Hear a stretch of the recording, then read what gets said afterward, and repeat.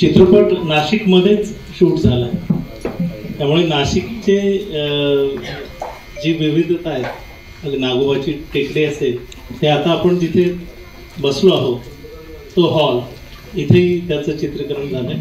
नाशिकच्या वेगवेगळ्या ठिकाणी चित्रीकरण झालं.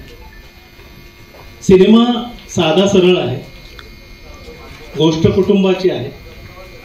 चित्रीकरण करताना दिग्दर्शक म्हणून मला जे काही वाटलं ते मी माझ्या विचारांनी केलं आहे. त्याच्यात मी एक DOP बरोबर बोलताना एक आम्ही ट्रीटमेंट वाईज काय करावं असा विचार करत असताना आम्ही असा विचार केला होता की मध्यमवर्गीय माणूस आहे, ज्याला आयुष्याकडे टॉप व्ह्यूने पाहता येत नाही, अत्यंत सरळ जग पाहणारा हा माणूस आहे. तर याची गोष्ट सांगताना आपण आय लाईनला ती जास्त शूट करूया. संपूर्ण चित्रपटात टॉप शॉट्स अगदी मोजके 3-4 आहे, जे अपरिहार्य आहेत, काही ठिकाणी गरजेचे. लो अँगल सुद्धा अगदीच कमी आहेत, 2-3 आहे. पण जास्तीत जास्त सिनेमा सरळ आहे, साधा आहे, जो तुमच्या आमच्या डोळ्याला दिसतं तसं दृश्य या सिनेमात चित्रित करण्याचा आम्ही प्रयत्न केला. चित्रपट पूर्णपणे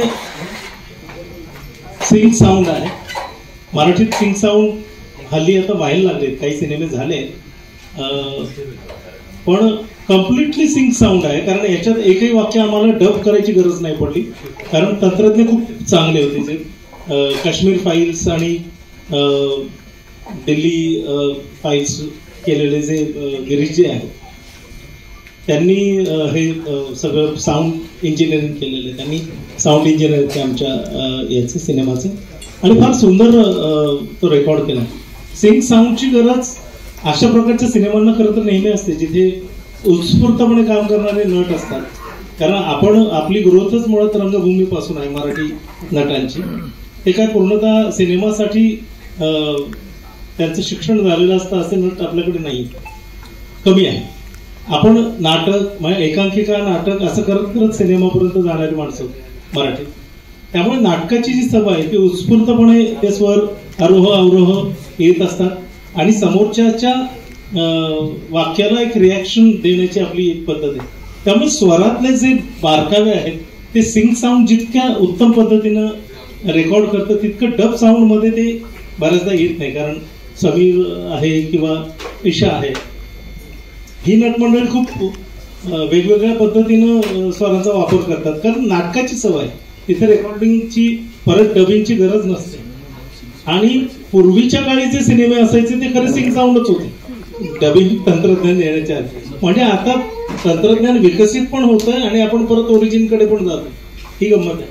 त्यामुळे हा सिनेमा ऐकताना म्हणजे पाहताना जेव्हा तुम्ही ऐकाल तेव्हा तो खूप खरा आणि घरातल्या संवादांसारखं वाटतो. त्याला डब सिनेमाचं जे एक सगळं त्याच्यावर प्रक्रिया असते मोठ्या प्रमाणातली, किंवा तिथला जो अकोस्टिक साऊंड असतो तो इथे कमी आहे.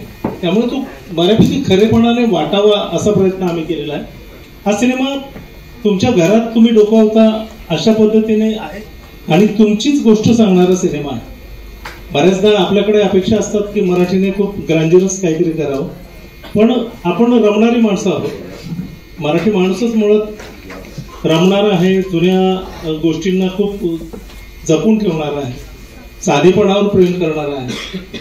त्यामुळे सकाळी उठून जसं आपण आरसा पाहतो स्वतःला न्याय होतो, जरी आपण रोज आपल्याला पाहत असलो तरी, तसं आम्हाला असं वाटतं की आपलीच गोष्ट पुन्हा पाहायला प्रेक्षकांना आवडेल आणि आपलीच गोष्ट सांगायला आम्हालाही आवडते. कारण यातले जे काही दृश्य, काही घटना ह्या प्रत्येकाला रिलेट करता येतील अशा आहेत. आत्ताच्या यंत्रयुगात मोबाईलने जे तुमची जुनी नाती पुन्हा जवळ आणली आहेत, त्यातनं खूप गोष्टी रिकलेक्ट व्हायला लागल्या आहेत. आणि 40-45च्या नंतरच्या बॅचला तर एक छोटंसं असं एक रिफ्रेशमेंट या निमित्तानं आली आहे. रियुनियनच्या निमित्तानं जुने मित्र भेटत आहेत, जुन्या मैत्रिणी भेटत आहेत, जुने नातेसंबंध पुन्हा थोडी काय म्हणता येईल त्याच्या खपल्या निघत आहेत. तर अशा या काळात आपली जी मूळ कौटुंबिक मूल्य आहे, कुटुंब जपण्याचं जे आपलं मूल्य आहे तेही बऱ्यापैकी आता अडचणीत आलेलं आहे. आणि आजच्या पिढीला आणि उद्याच्या पिढीला तर त्याचं जास्तच ससे हुलफट त्यांचे होणार आहे असं वाटतंय या तंत्रज्ञानामुळे. तर या निमित्तानं अशा पद्धतीच्या परिस्थितीत आपण आपली कुटुंब व्यवस्था कशी घट्ट ठेवू शकतो, आपलं बंध किती चांगलेपणाने बांधून ठेवू शकतो, असं एक छोटंसं सांगणं आमचं आहे. आणि ते हसत खेळत रंजक पद्धतीने आम्ही मांडलेलं आहे. 1 मेला हा चित्रपट सर्वत्र प्रदर्शित होतोय. बघूया आता प्रेक्षक त्याला काय प्रतिक्रिया देतात. आणि आपण पत्रकार बंधू, प्रेक्षक आणि मेकर्सचा मधला सगळ्यात महत्वाचा दुवा आहे. आणि गोलकंदासाठी आपण हा दुवा अधिक घट्ट करा. गोलकंदासाठीच नाही, जे मराठी सिनेमे येतात त्या प्रत्येक मराठी सिनेमासाठी आपण सगळे मिळून जर प्रयत्न केले तर प्रेक्षक नक्कीच थिएटरकडे येईल. त्यामुळे गोलकंद तर बघाच आणि बघायला सांगा. त्याबरोबर दरम्यान रिलीज होणारे जे सगळे सिनेमे आहेत सगळ्यांसाठी प्रेक्षकांचं मत पॉझिटिव्ह करा अशी मी आपल्याला विनंती.